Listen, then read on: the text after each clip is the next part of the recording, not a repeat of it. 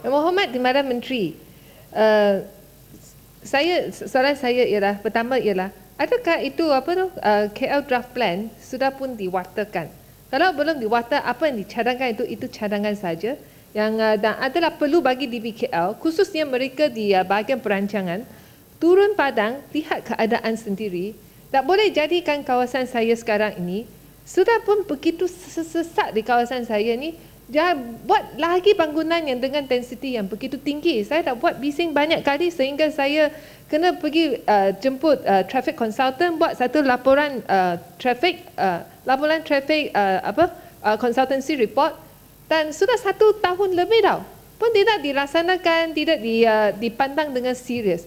Jadi itu saya sangat tidak puas hati lah. Jadi saya rasa Yang Berhormat Menteri, Timbalan Menteri dan mereka yang bertanggungjawab atas bahagian perancangan bandar haruslah turun padang. Jangan lulus semua projek di dalam OSC begitu saja. Macam di Selangor, apa yang saya lihat macam di Majlis Perbandaran Subang Jaya, MPPJ, dan mereka ada kaunselor, ahli majlis. Dan ahli majlis selalunya kalau mereka membenarkan meluluskan satu projek dengan density yang tinggi itu diadakan, mereka ada tetapkan banyak syarat, termasuk buat jejantas ke atau apa-apa untuk meredakan keadaan trafik yang begitu sesak ini. Bagi saya, kalau saya nak bandingkan keadaan local council di Selangor dan juga DBKL, bagi saya DBKL macam tak ada standard tau. Suka-suka luruskan satu projek yang dengan density yang tinggi. Biar saya buat bising-bising, lepas tu tak ada apa-apa tindakan diambil. Jadi saya nak jemputlah Yang Berhormat Timbalan Menteri. Sekarang cakap macam ni, kamu lihat saya, pandang saya, oh, lepas tu OSC lulus lagi. Pergi ke kawasan saya tengok, pukul 10 malam pun boleh datang, lihat begitu betapa jam dekat kawasan saya. Tak ada LRT station, bas tidak melalui banyak kawasan di banyak jalan di kawasan parlimen saya, dan tetapi bahagian perancangan DBKL luluskan semua bangunan dengan density tinggi. Macam mana perancangan DBKL tu? Kita ada EPU, ada Iris Jara pergi mengadakan banyak cadangan buat LRT, MRT dekat sana sini. Tapi kalau semua itu tidak ada di kawasan yang DBKL nak luluskan dengan bangunan dengan density yang tinggi, jangan buatlah di kawasan seperti ini. Buat di kawasan yang berdekatan, yang mana ada LRT station, MRT station dan sebagainya. Luluskan density tinggi, ini justifiable. Seperti dah bocap ni. Ya. Ya memang geram. Saya duduk di kawasan saya, pagi-pagi tak boleh keluar dari rumah saya. Jadi isu dia Yang Berhormat Menteri, jalan jam. Ya. Ya. Ini kenyataan politik, ucapan. Mana saya boleh nak jawab kenyataan politik? Terlalu marah DBKL kata ini kata itu, tapi mana cadangan? Mana sudah cadangan? ada buat cadangan. Mana? Bagi kat siapa? Yang Berhormat tak tahu saja. Yalah, tak apalah, bagilah. Semua ni sudah saya buat sebelum pilihan raya lepas saya sudah buat traffic consultant kakak report. Kakak duduk. Saya bagi tahu. Kalau ada cadangan tak diikuti. Ya, Yang Berhormat Menteri. Bagilah. Jangan sebut kakak ya. Yang Berhormat Seputih. Ya. Minta maaf Tan Sri Dato' Speaker. Yang Berhormat Seputih, kalau ada cadangan diberi, tindakan tak diambil, saya minta beri pada saya. Ataupun Yang Berhormat Menteri sendiri. Ya. Okay. Seterusnya, soalan daripada Yang Berhormat Seputih juga berkenaan dengan kajian semula tempat letak kereta. Kalau banyak Seputih sembang luar lah. Bagi isu yang dibangkitkan oleh Yang Berhormat, Yang Berhormat dari Seputih, dasar baru DBKL untuk mengurangkan tempat letak kereta adalah selaras dengan dasar DBKL untuk menggalakkan penggunaan pengangkutan awam.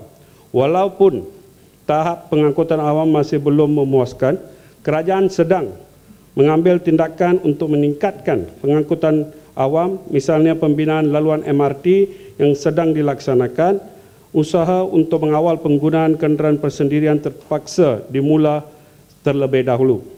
Dasar piawaian tempat letak kereta dalam pusat bandar DBKL telah dipindah pada 4 hari bulan Oktober 2013 berdasarkan kajian yang dijalankan oleh bahagian kejuruteraan lalu lintas DBKL yang mendapati pada ketika itu kenderaan yang masuk ke pusat bandar telah bertambah dari semasa ke semasa. Kajian ini juga mendapati nisbah bilangan penduduk bandar yang menggunakan pengangkutan awam masih rendah berbanding dengan pengguna kenderaan persendirian iaitu hanya di sekitar 90% sahaja. Keadaan ini jauh daripada jangkaan yang ditetapkan iaitu 45% dengan pengambil kira ketiga-tiga laluan MRT yang akan siap digunakan.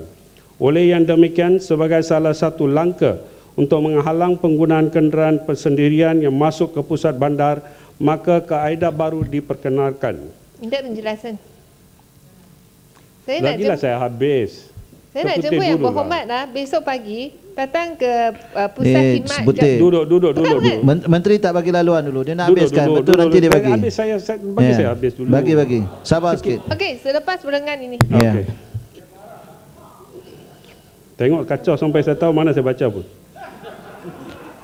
Dengan memurahkan kemudahan tempat letak kereta di pusat bandar, dijangkakan mod penduduk bandar akan bertukar kepada penggunaan pengangkutan awam. Langkah ini juga merupakan langkah permulaan untuk menggalakkan penggunaan pengangkutan awam bagi memasuki pusat bandar. Okey, sekejap. Ya, Terima kasih Yang Berhormat Timbalan Menteri. Ya. Tadi Yang Berhormat sebut tentang Jalan Kelang Lama, tersebut Happy Garden, sebut Kuchai Entrepreneurs Park. Ini semua kawasan saya. Saya nak jemput Yang Berhormat besok pagi datang ke kawasan saya.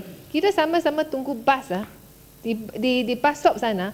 Tengok ada bas melalui tempat itu ataupun Kalau macam tu Yang Muhammad tak payah bagi jawapan, terus pergi pagi besok. Bukan yang ini betul. Ya. Yang ini betul. Kenapa saya sebut macam ini tahu? Ya. Kerana mereka DBKL akan kurangkan tempat letak kereta di semua projek baru di pusat bandar Kuala Lumpur. Jadi mereka ada satu anggapan, oh kita ada MRT, LRT dalam 3 tahun yang akan datang. Masalahnya ialah di banyak kawasan memang bas pun tidak lalu. Jadi kalau DBKL mau penduduk di kawasan saya pergi ke DBKL nak cari pegawai, tak ada tempat letak kereta. Jadi macam mana? Saya rasa DBKL dengan dasar seperti ini hanya menyusahkan penduduk dan membayar cukai di Kuala Lumpur saja. Dan ini yang poin saya nak ambilkan.